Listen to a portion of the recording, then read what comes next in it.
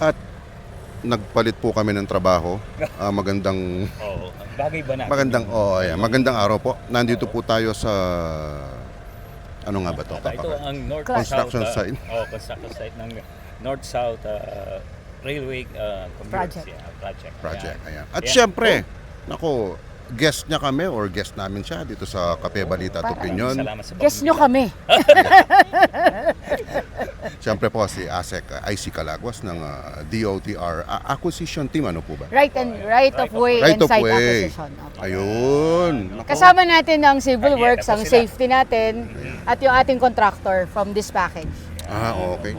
Well, ma'am, sabi niyo this package. So iba-iba po ba Opo, sa ibang lugar? marami po. May iba-iba ring contractor per package kasi po sobrang laki ng proyekto.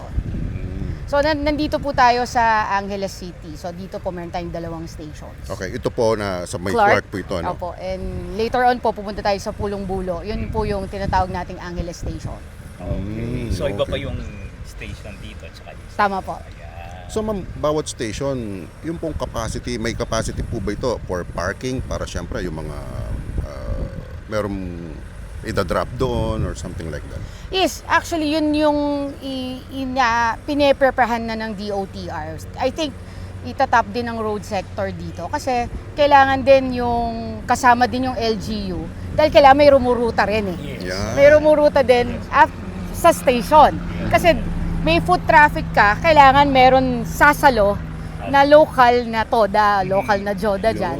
So later on po, uupuan din ho yan. So kailangan din hong planuhin yun. So this will create additional jobs po, no? Lalo Yes na po. sa transport sector natin. Yes po, and yung economy po natin, sigurado po, mas lalo pong uusbong. Kasi kamukha po nung sa sa Angeles Station natin, I think yung mga nearby po na lote doon, nagpaplano na po silang magkaroon ng mixed commercial areas. Okay. Sa station. Sa ngayon po ba, meron na po ba? I mean, may nagpahiwatig na po ba na may bumibili na po ba ng mga lupa doon sa tabi-tabi noon or gano'n? So mga kaibigan po natin, nagtatanong na sila eh. Ay, may increase. Alam niyo naman po, taga dito tayo sa Angeles. So Opo. yung mga kaibigan po nating mga negosyante, nagtatanong na sila ng project completion.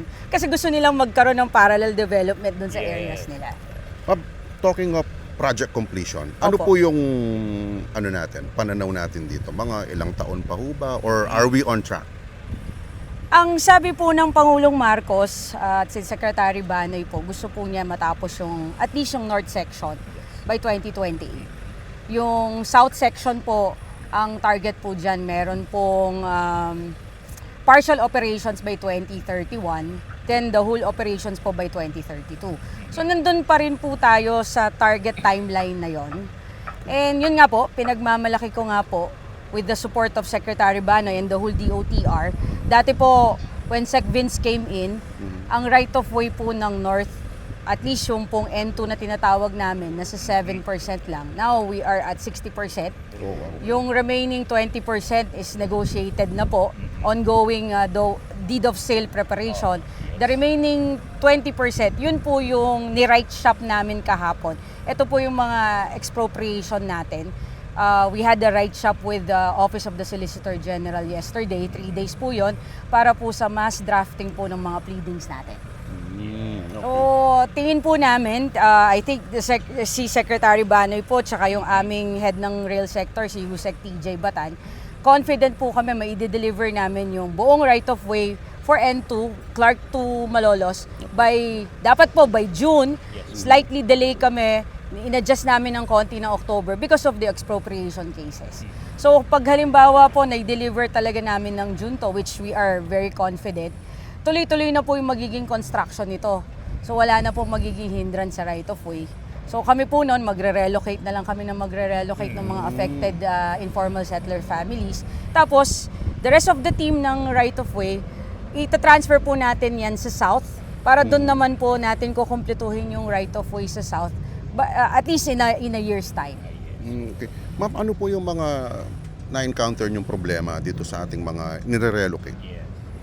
Yung una po yung resistance, pangalawa po syempre yung relocation site. Syempre po yung relocation site, di naman ho agad na tatayo yan. So that will Yes, take yes. about a year or a year and a half.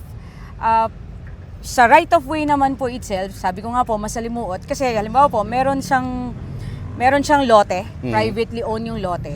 So, magne-negotiate po kami dun sa lot owners. Yes. So, halimbawa, assuming po pumayag si lot owner, minsan po meron pang informal settler families yun. So, nagne-negotiate ka na sa lot owners, magne-negotiate ka pa right after mga sa mga nakatira pa, informal no? settlers. And hindi po tayo, hindi lang po isa, dalawa to. Yes. Libo pong informal settlers. Ang tatamaan po dito sa north section lang ng informal settlers na sa 2,647. So, isa-isa pong pamilya yon kakausapin namin. 2,000 families po ito. 2,647 families. 2,647 families. So, Informal settlers pa lang po. Tapos 1,884 lot owners po. At least dito po sa north section. Pero nakita natin sa video, napakaganda po nung ating mga relocation sites. Opo. Dun sa, Kaninang umaga po nandun kami. so far po ma'am, na-meet up naman po yung tinatayo nating relocation for the families, for the 2,600 families. Ongoing po. Medyo nahuli itong Angeles. Kasi po dito sa Angeles, meron tayong about 650 families na i-relocate. Pero hopefully po mag-start na rin po ang Angeles relocation site by May. At ang commitment naman po ng partners natin ng National Housing Authority, matatapos naman po by May 2027. so hindi lang pala DOTR, lahat ng ahensya ng gobyerno tutulungan Opo, dito. Pati dito po LGU. sa North, ang partner natin yung National Housing Authority. Sa South naman po ang SHAPSI. So under naman po lahat yan ng ating ng DSUD. Very supportive naman po lahat sila sa atin. Kaya na pinapatunayan, nagkakaisa talaga ang Totoo mga po. ahensya at saka LGU para sa Tama po. napakagandang proyektong ito. Tama po.